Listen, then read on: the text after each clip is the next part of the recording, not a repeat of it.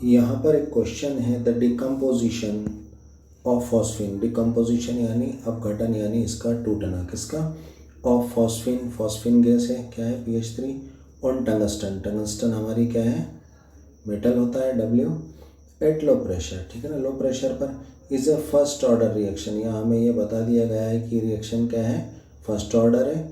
It is because, तो ऐसा क्यों होता है? तो यहाँ पर आंसर होगा rate is proportional to the surface coverage, यानी रेट ऑफ द रिएक्शन ये क्या होगी? जो सरफेस एरिया होगा, सरफेस कवरेज जो करेगी फॉस्फिन गैस एड्जॉर्ब होकर, अधिशोषित होकर, ये क्या होगी? रेट ऑफ द रिएक्शन उसके प्रोपोर्शनल होगी। किसके? सरफेस एरिया के। तो ये किस तरह से होगा, आइए हम देखते हैं। तो जैसा कि हमें कहा जा रहा है कि जो फॉस्फिन गैस है इसका डिकम्पोजिशन हो रहा है, ठीक है ना, किस पर? टंगस्टन मेटल पर, ठीक है ना। और ये फॉस्फिन गैस टंगस्टन मेटल पर जाकर क्या हो जा रही है? एड्जॉर्ब हो जा रही है, यानी अधिशोषित हो जा रही है, सरफेस पर जो है डिपॉजिट हो जा रही है, ठीक है ना। और जो भी प्रोडक्ट बन रहा है इसके डिकम्पोज होने के बाद, ठीक है। तो जैसा कि क्वेश्चन में कहा जा रहा है कि जो डिकम्पोजिशन है फॉस्फिन का, किस पर? टंगस्टन पर, लो प्रेशर पर, ये क्या है? फर्स्ट ऑर्डर रिएक्शन है, ठीक। जैसा कि क्वेश्चन में कहा जा रहा है कि जो फॉस्फिन गैस का डिकम्पोजिशन है किस पर? टंगस्टन जो है मेटल पर एट लो प्रेशर पर, ये क्या है? फर्स्ट ऑर्डर रिएक्शन है। और फर्स्ट ऑर्डर रिएक्शन में हम जानते हैं रेट ऑफ द रिएक्शन क्या होती है? किसके? हमारे जो है कॉन्सेंट्रेशन के रिएक्टेंट के प्रोपोर्शनल होती है ना, रिएक्टेंट के कॉन्सेंट्रेशन के प्रोपोर्शनल होती है रेट ऑफ द रिएक्शन, ठीक है। तो यहाँ पर हमारा रिएक्टेंट क्या है? PH3, यानी फॉस्फिन गैस है, ठीक है।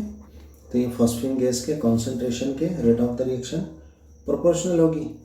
तो जैसा कि हम जानते हैं कि जो टंगस्टन मेटल का जो भी इलेक्ट्रोड है, ठीक है ना, तो ये फॉस्फिन गैस क्या कर रही है? ये W टंगस्टन है ना, फॉस्फिन गैस जाकर इस पर क्या हो रही है? डिकम्पोज हो रही है। सबसे पहले इस पर क्या हो जाती है? फॉस्फिन गैस एड्जॉर्ब हो जाती है, ठीक है। तो यानी जितना ज़्यादा सरफेस एरिया होगा टंगस्टन मेटल का, उतना ज़्यादा फॉस्फिन गैस यहाँ पर डिकम्पोज होगी। यानी कि यहाँ पर क्या है? फॉस्फिन गैस का जो है कॉन्सेंट्रेशन यहाँ पर बढ़ना, यानी फॉस्फिन गैस का डिकम्पोज होना किस पर डिपेंड कर रहा है? किस पर डिपेंड कर रहा है? टंगस्टन मेटल के किस पे? सरफेस एरिया पर, सरफेस एरिया पर डिपेंड कर रहा है। यानी टंगस्टन मेटल का सरफेस एरिया जितना ज़्यादा होगा उतना ज़्यादा PH3 जो है उस पर एड्जॉर्ब होगा, ठीक है ना, अधिशोषित होगा। क्योंकि ये बात हमें किससे पता चल रही है? क्योंकि ये क्या है? फर्स्ट ऑर्डर रिएक्शन है। फर्स्ट ऑर्डर रिएक्शन में हम जानते हैं कि जितना कॉन्सेंट्रेशन जो है बढ़ता है उतना ही रेट ऑफ रिएक्शन बढ़ती है ना, रेट ऑफ द रिएक्शन बढ़ती है। तो यहाँ पर जो है फॉस्फिन बढ़ रही है, ठीक है ना, उससे जो है रेट ऑफ द रिएक्शन बढ़ रहा है। और जो किस पे डिपेंड कर रही है? टंगस्टन के सरफेस एरिया पर, यानी टंगस्टन का सरफेस एरिया जितना ज़्यादा होगा उतना ज़्यादा फॉस्फिन गैस एड्जॉर्ब होगी। और ये जो है फॉस्फिन गैस के किस पर? पार्शियल प्रेशर पर डिपेंड करती है। यानी पार्शियल प्रेशर जितना ज़्यादा होगा, ठीक है ना, फॉस्फिन गैस का, उतना ज़्यादा जो है फॉस्फिन गैस जो है टंगस्टन के सरफेस पर एड्जॉर्ब होगी, ठीक है। तो यहाँ पर सिंपली इस बात का ध्यान रखें कि जितना ज़्यादा सरफेस एरिया मिलेगा, है ना, टंगस्टन मेटल के ऊपर फॉस्फिन गैस को, उतनी ज़्यादा एड्जॉर्ब होगी, ठीक है ना। और उसका जितना ज़्यादा कॉन्सेंट्रेशन वहाँ पर जो है एड्जॉर्ब होगा, रेट ऑफ द रिएक्शन उतनी ज़्यादा होगी। यानी simply rate of the reaction क्या होती है? सरफेस एरिया के प्रोपोर्शनल होती है, जैसा कि हमारा आंसर है, ठीक है। और यहाँ पर इस बात का ध्यान रखें कि लो प्रेशर के बजाय अगर हम हाई प्रेशर कर देंगे तो हम जानते हैं हाई प्रेशर पर एड्जॉर्प्शन बहुत ज़्यादा होता है, ठीक है ना। यानी हाई प्रेशर पर पूरा एरिया, जितना भी कंप्लीट टंगस्टन का एरिया है, पूरा एरिया जो है फॉस्फिन गैस कवर कर लेगी, ठीक है ना, क्योंकि हाई प्रेशर पर एड्जॉर्प्शन जो है बहुत ज़्यादा होता है। यानी पूरा एरिया अगर फॉस्फिन गैस कवर कर लेगी, यानी जो है, तो यहाँ पर सरफेस एरिया बढ़ने के से, यानी जितनी ज़्यादा कॉन्सेंट्रेशन उस पर जो है डिकम्पोज होता जा रहा है फॉस्फीन गैस का टंगस्टन पर, उसके साथ साथ हम कह रहे हैं कि ये प्रोपोर्शनल होता है, लेकिन चूँकि हाई प्रेशर पर पूरा ही एरिया टंगस्टन का सरफेस कवर कर लेता है फॉस्फीन, तो यहाँ पर क्या होता है, ये सरफेस एरिया फॉस्फीन गैस के कॉन्सेंट्रेशन जो वहाँ पर उस पर डिकम्पोज हो रहा है, एड्जॉर्ब हो रहा है, उस पर डिपेंड नहीं करेगा, ठीक है ना। यानी सरफेस एरिया बढ़ने के साथ साथ फॉस्फीन गैस का कॉन्सेंट्रेशन नहीं बढ़ पाएगा, क्योंकि यहाँ पर कंप्लीट पूरा जो है सरफेस एरिया कवर हो चुका है, यानी यहाँ पर concentration rate of the reaction पर डिपेंड नहीं करेगा।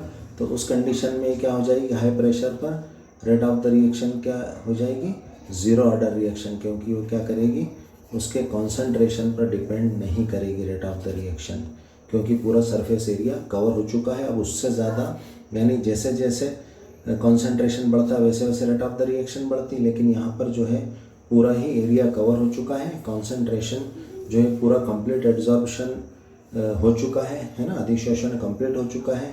तो यहाँ पर रेट ऑफ द रिएक्शन किसके जो है कॉन्सेंट्रेशन के साथ साथ जो है एड्जॉर्ब्ड यानी अधिशोषित फॉस्फीन के कॉन्सेंट्रेशन के साथ साथ रेट ऑफ द रिएक्शन नहीं बढ़ेगी, यानी रेट ऑफ द रिएक्शन किस पर, कॉन्सेंट्रेशन पर, यानी pH3 के जो है एड्जॉर्ब्ड कॉन्सेंट्रेशन पर डिपेंड नहीं करेगी। तो इस कंडीशन में हाई प्रेशर में क्या होगी, ये ज़ीरो ऑर्डर रिएक्शन होगी, ठीक है ना।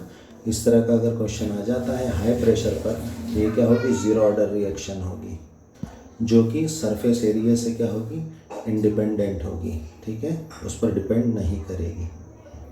तो यहाँ पर इस बात का ध्यान रखें कि जैसे जैसे फॉस्फीन गैस जो है सरफेस एरिया कवर करती जाएगी टंगस्टन का, ठीक है ना, एड्जॉर्ब होती जाएगी, तो रेट ऑफ द रिएक्शन बढ़ती चली जाएगी, है ना। और हाई प्रेशर पर जैसा हमने कहा है कि टंगस्टन का पूरा एरिया कवर हो जाएगा, तो यहाँ पे जो है कंप्लीट जो है जैसे जैसे हम कहते हैं ना कि भाई सरफेस एरिया कवर हो रहा था तो रेट ऑफ द रिएक्शन बढ़ रहा था, अब यहाँ पे पूरा एरिया ही कवर हो चुका है, तो रेट ऑफ द रिएक्शन क्या होगा, फॉस्फीन गैस के एड्जॉर्प्शन के साथ जो है रेट ऑफ द रिएक्शन नहीं बढ़ेगी, ठीक है ना, क्योंकि वो पूरी एड्जॉर्ब हो चुकी है। तो ये ज़ीरो ऑर्डर रिएक्शन होगी, ठीक है ना। Thanks for watching.